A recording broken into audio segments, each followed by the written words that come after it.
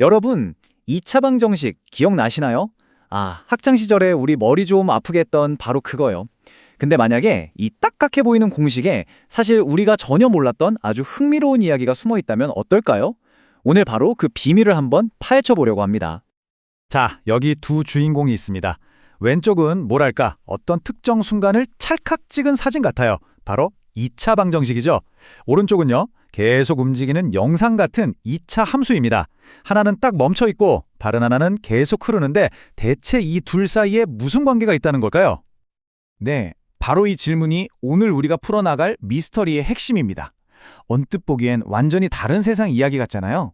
근데 사실은요, 이 둘 사이에 아주 깊고도 중요한 연결고리가 숨어 있습니다. 이걸 이해하는 순간 수학을 보는 눈이 확 달라질 거예요. 그럼 먼저 우리에게 익숙한 2차 방정식부터 한번 살펴볼까요? 방정식은 정말 한 장의 사진 같아요. 수많은 가능성 중에서 바로 이 조건이 성립하는 순간이 언제지? 하고 묻고 그 한 장면을 정확하게 포착해내는 거죠. 2차 방정식이 던지는 질문은 사실 굉장히 단순해요.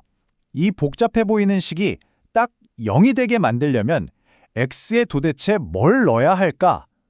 바로 이 질문에 대한 답, 우리가 해 또는 근이라고 부르는 걸 찾아내는 게임이라고 할 수 있죠. 이 답을 찾는 데는 크게 두 가지 방법이 있어요. 첫 번째는 인수분해.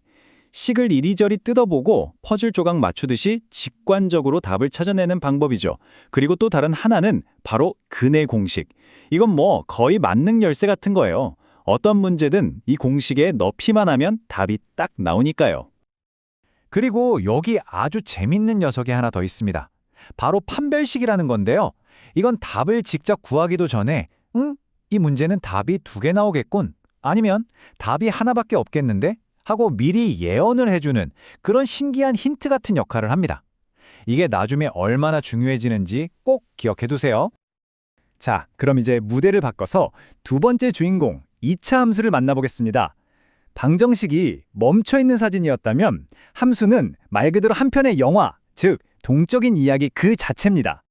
함수는 하나의 답을 찾는 게 아니라 관계 그 자체에 집중해요. x값이 변하면 y값은 어떻게 변할까? 그 둘 사이에는 어떤 끈끈한 관계가 있을까? 이걸 보여주는 거죠. x가 1일 때, 2일 때, 아니 1.1이나 1.2일 때도 y값은 계속해서 변하거든요.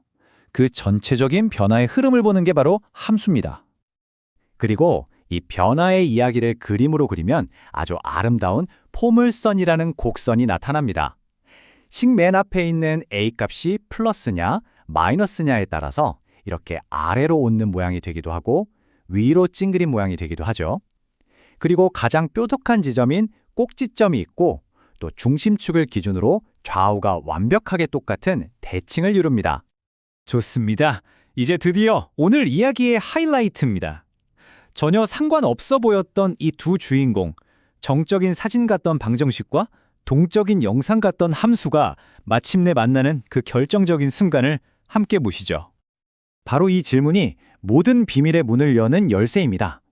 끊임없이 위아래로 움직이던 함수의 y값, 즉 높이가 정확히 0이 되는 바로 그 찰나, 그 순간에 과연 무슨 일이 일어날까요?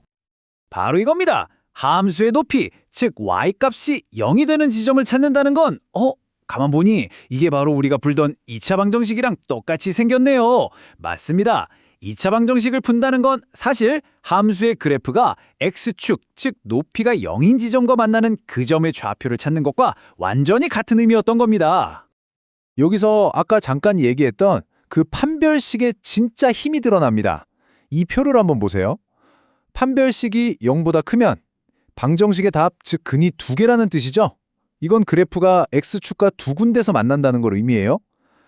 판별식이 딱 0이면 답은 하나뿐이고 그래프는 x축에 딱 한 점에서 스치듯 닿게 되죠. 그리고 0보다 작으면요, 실수인 답은 없고 그래프는 x축에 닿지도 못한 채 공중에 붕 떠 있게 됩니다. 정말 신기하죠? 방정식의 답의 개수가 그래프의 모양을 그대로 예언하고 있었던 거예요. 바로 이렇게요. 판별식이 0보다 크다는 건 방정식의 답이 두 개라는 신호고 이건 곧 함수의 그래프가 높이 0인 지점, 즉 x축을 이렇게 두 번 휙휙 지나간다는 걸 눈으로 뚝뚝히 보여주는 겁니다. 판별식이 정확히 0이 될 때는 어떨까요? 방정식의 답이 딱 하나, 중근을 갖는다고 하죠.